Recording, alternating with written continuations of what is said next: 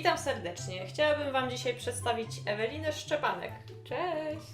Z którą będziemy dzisiaj tworzyć próbne scenografie umbroskopowe do filmu pod tytułem Drzewo. Ewelina, jako studentka kulturoznawstwa, pomaga mi również merytorycznie w przygotowywaniu Ula Bruno Vlog, a mianowicie szuka informacji na dany temat. Zgadza się. Zanim przejdziemy do drzewa, chciałabym zrobić krótki wstęp na temat natury animacji eksperymentalnej.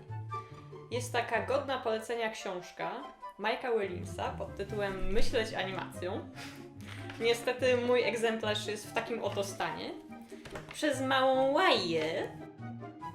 W tej książce jest ciekawy rozdział na temat animacji eksperymentalnej, który zainspirował mnie do przemyślenia ten temat. Także polecajka. Większość twórców, o których opowiadam na tym kanale, tworzy lub tworzyło filmy eksperymentalne. Między innymi Polska Szkoła Animacji słynie z takich autorskich produkcji, które zachwycały i inspirowały ludzi na całym świecie.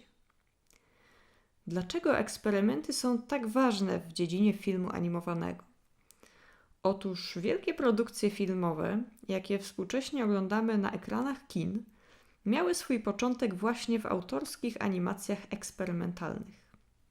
Każdą technikę ktoś musiał najpierw wymyślić, a następnie testować i udoskonalać na zasadzie prób i błędów, aby uzyskać kontrolę nad jej efektami.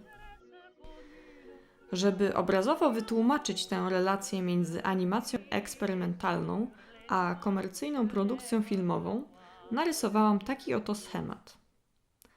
Pod hasłem produkcja komercyjna mam na myśli wytwórnie rzędu Disneya czy dawnego Pixara, bo w międzyczasie Disney wykupił Pixara i studia się połączyły.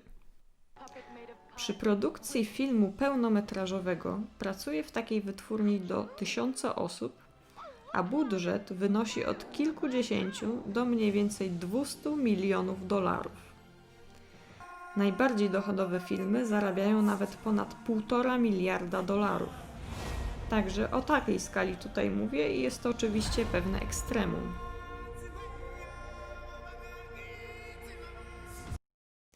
Eksperyment natomiast cechuje się nieprzewidywalnością, która stwarza zbyt wielkie ryzyko niepowodzenia, aby angażować takie środki i tylu ludzi.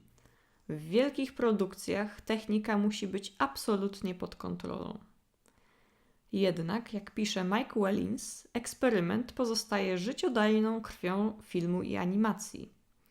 Właśnie w indywidualnych, eksperymentalnych animacjach tkwi największy twórczy potencjał. Autorskie techniki i rozwiązania są tym, co napędza produkcję filmową.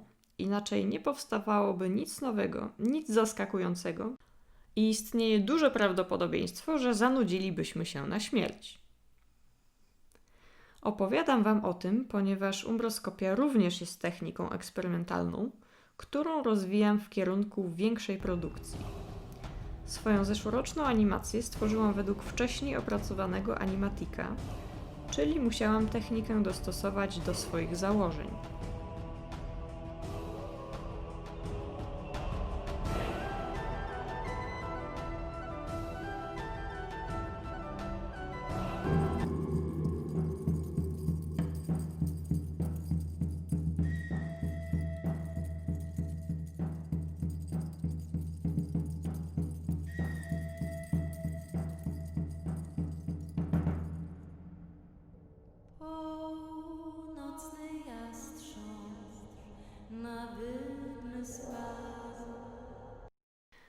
Budowałam różne konstrukcje, aby wypróbować, czy zadziała na przykład imitacja ruchu kamery. Wiele drobnych efektów światłocieniowych pojawiło się samoistnie i nie były one przeze mnie zaplanowane. Jednak kompozycja, ruch kamery i nastrój sceny muszą być zgodne z animatikiem. Inaczej nie dałoby rady stworzyć spójnego filmu, ani zorganizować sensownej pracy w zespole. Dlatego dążę do udoskonalania umbroskopii i uzyskania nad nią większej kontroli.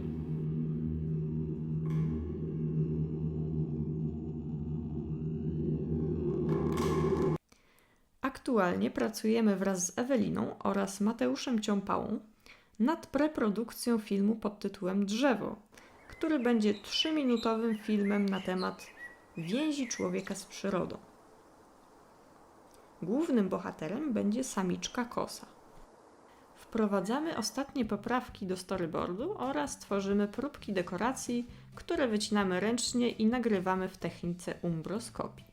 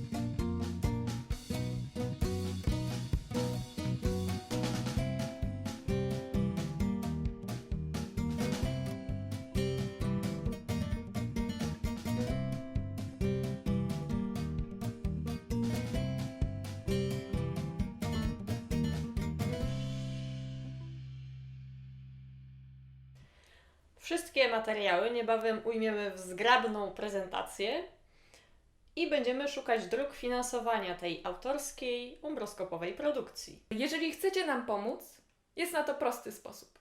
Wystarczy, że udostępnicie, zalajkujecie lub skomentujecie dzisiejszy odcinek, a dzięki temu dotrzemy do szerszego grona odbiorców. Także dzięki za uwagę i do zobaczenia w przyszłym odcinku. Hej!